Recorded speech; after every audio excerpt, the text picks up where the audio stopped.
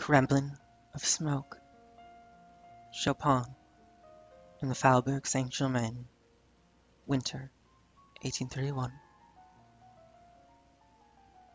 The Salon.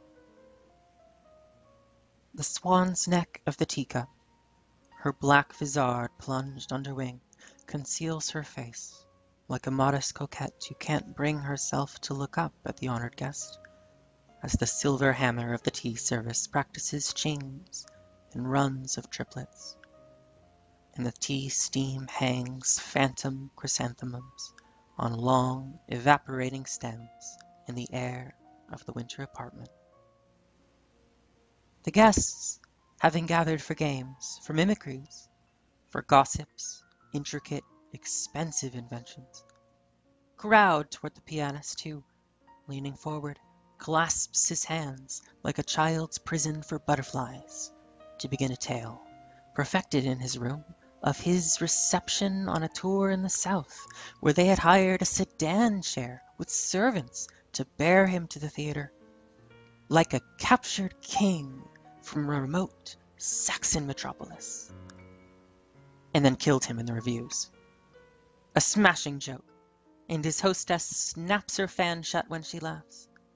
In the city of slaves to mirrors, of rivalries championed for less than a day by charlatans, of politics lending heat to the rented rooms of exiled virtuosos, and of cholera warnings affixed to the posts of the street lamps, whose heads flare with fever from here to the outermost districts.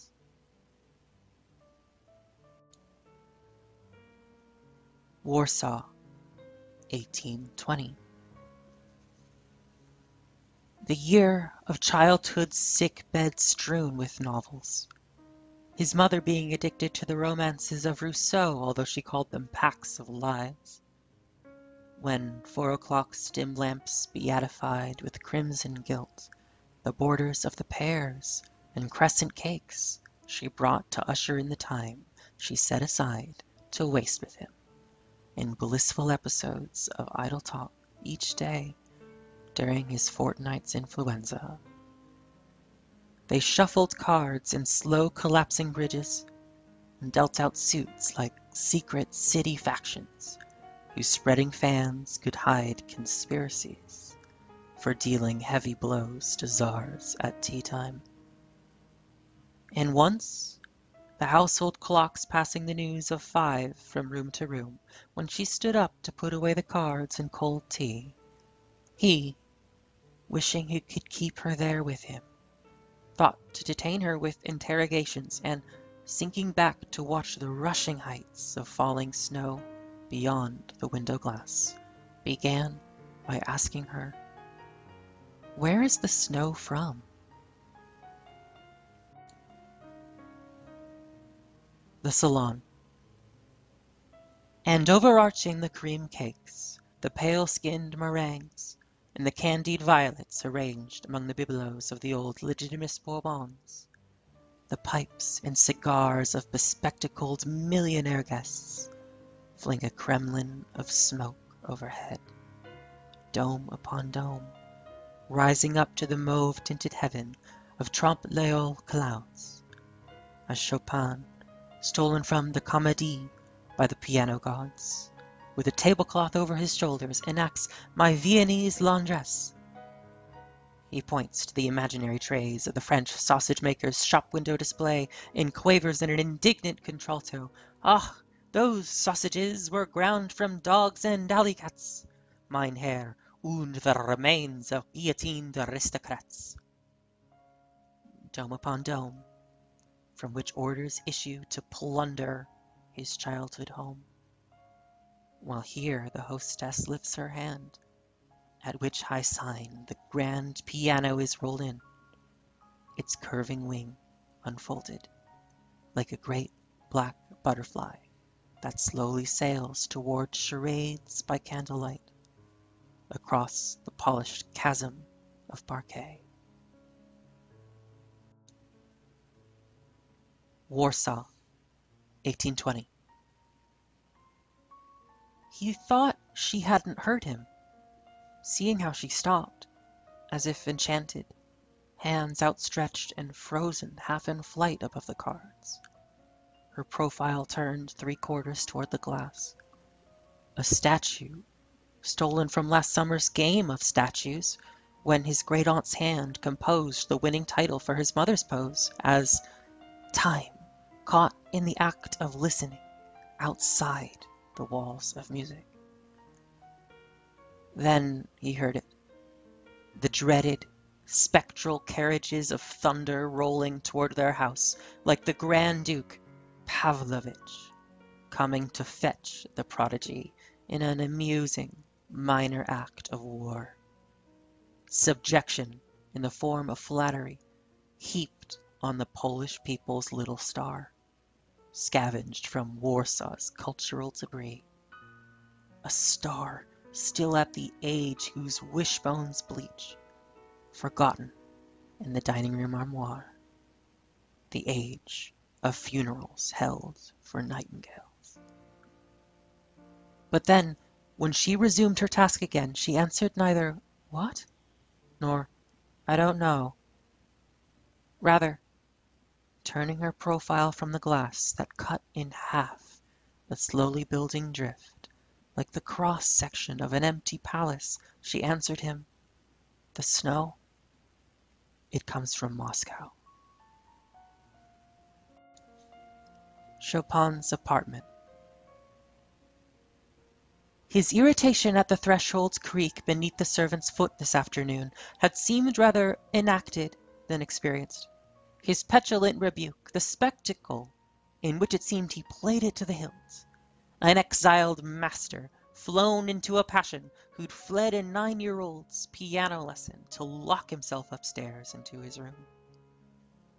And while his scolded pupil's lowered face, in silhouette above the keyboard, wore his reprimand in prisms on her lashes, a sylph staring up close into a pearl, the glamour of vain outbursts lost on her, the sweeping gesture of his obstinate refusal even now to come downstairs.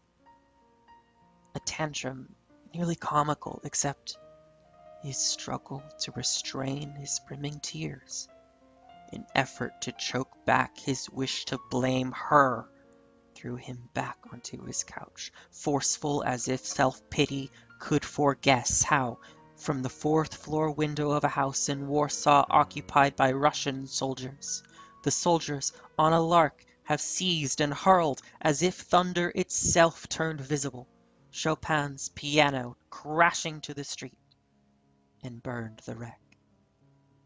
Though here, in fact, surrounded by the yards of silk he's hung around his room, grey as the river Seine, he doesn't know for what it is he cries, and holds, swimming before his eyes, no image but his pair of slippers through a heavy blur, embroidered slippers propped and motionless, and pictured in the blind-stitched calla lily's white, upwhirling spathe, a burning bridge. The salon. Bayed in the lap of the Marchioness, the littlest and most charming monkey in Paris, who appears to have crossed childhood's threshold middle-aged, murders a lily, wringing it by the stem, then flings it aside as the recital begins, and the powder shaken from the lily's horn scatters like crumbs of fire across the floor. As a nocturne, circling the room, floats out above the sidewalks of the Faubourg among the snowbound lanterns, whose dimmed flames smolder behind their framed white squares of snow that verge on disintegration. As a page, ignited on the grate and now gone cold, maintains its structure as a work of ash, whose letters breathe like ghosts of butterflies, barely respiring, illegible, unless gloved fingertips should touch them curiously and make them crumble, You are a Russian god. Upstairs, applause breaks out like muffled war. And on the street, a dozen men have ceased to knock the heaps of snow to fragile flocks, but fling aside their shovels to applaud.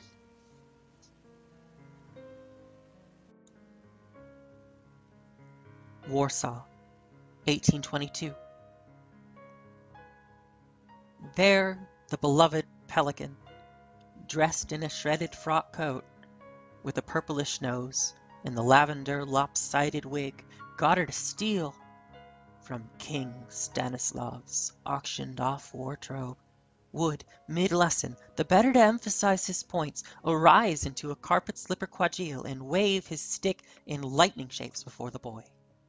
Already, proclaimed the Russian noble's darling, admonishing, "Now, thunder away like mad, think big."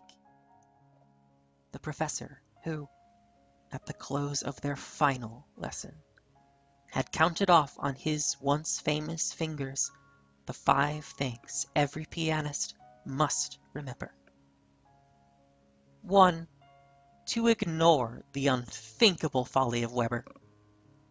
2. To ignore every so-called Italian composer. 3. To ignore the conventions surrounding one's need for a bath, since a rub-down of vodka will do. 4. To ignore Ludwig Beethoven. Too cataclysmic. 5. Most important, this last being saved for the thumb. To ignore where you are and whomever it is you perform for. Larks, for example, what do they care who deposes the king of all Poland?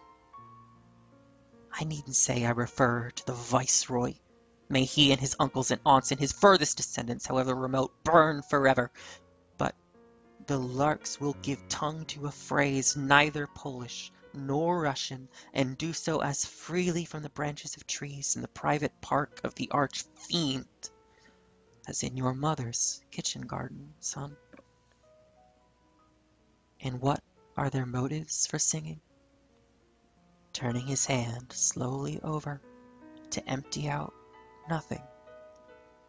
Precisely none. Chopin's Journal, September 1831. The Fall of Warsaw. Once I have grasped it, a fever comes out, hanging lanterns on the wide staircases, one by one, leading to the courtyard where, though I advocate nothing, still my eyes detect within the eyes of my companion the imperceptible paranoia of the charlatan, like hummingbirds taking sugar water sips, flickering scarlet tints in his irises. So the topic is flowers, and proposing to contemplate their aristocratic deaths, I say, in Poland, we say the crown is reached only through the imagination. As from a silver tray of showy blossoms, I choose one to twirl by its stem. A creamy camellia, ruffled as the hem of the marquis's gown, through which that maid's heavy iron slowly drifted, that she may longer twirl and twirl beneath the arbor where lilacs foam along the crest of the waltz craze, though the first models of corruption edge the petals, like the tarnish on the scissors which decapitated it. Flowers, because I too am an outcome withering from my cause.